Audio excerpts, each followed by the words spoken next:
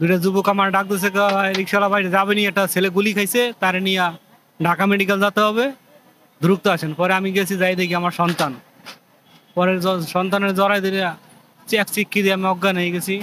শহীদ পরিবারের যৌক্তিক দাবি দাবা নিয়ে আমরা আলোচনা করবো ইনশাআল্লাহ। যদি শহীদ পরিবার মনে করে যে না, তাদের দাবি দাবা যৌক্তিক দাবি দাবা মানতেছে না, তাহলে আবারও রবিবারের পরে কর্মসূচি থাকবে ইনশাআল্লাহ। আমাদের সর্বশেষ সিদ্ধান্ত হলো, আমাদের যেই মাননীয় সার্জিস ভাই, আমাদের যেই ভাইদের ডাকে আমরা বের হয়েছিলাম, সেই সার্জিস ভাই আসলো। উনি আমাদেরকে বললেন আমাদের সাথে এখন রাতেই সরকারে আমাদের যে তিনজন ভাই প্রতিনিধি আছে, মাহফুজ ভাই, নাহিদ ভাই, আসিফ ভাই, ওনারা আজকে বসবেন, আমাদের সাথে বসে সিদ্ধান্ত নেবেন, আমাদের শহীদ পরিবারের যৌক্তিক ন্যায্য দাবিগুলো নিয়ে কথা বলবো।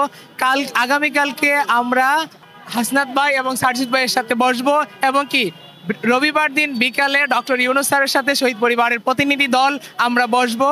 শহীদ পরিবারের যৌক্তিক দাবি দাবা নিয়ে আমরা আলোচনা করবো ইনশাআল্লাহ। যদি শহীদ পরিবার মনে করে যে না, তাদের দাবি দাবা যৌক্তিক দাবি দাবা মানতেছে না, তাহলে আবারও রবিবারের পরে কর্মসূচি থাকবে ইনশাআল্লাহ। যমুনাতে নয়, আবারও রাজপথে ইনশাআল্লাহ। আমি আসছি, আমার ছেলে মারা গেছে যাত্রাবাড়ি 21শে জুলাই, যাত্রাবাড়ি কাজলা ধনিয়া, ঠিক আছে।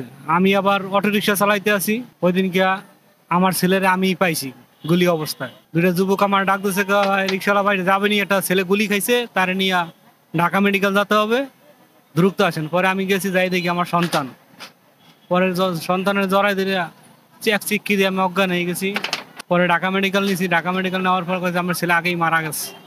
আর এখন আমার সন্তানের হত্যার বিচার চাই, আর পুনর্বাসন চাই। আমার শহীদের যত শহীদ মারা গেছে তাকে হত্যার বিচার চাই, আর শহীদের প্রত্যেক পরিবারের পুনর্বাসন আর অর্থ সাহায্য করে যে সরকারের কাছে একটাই আবেদন।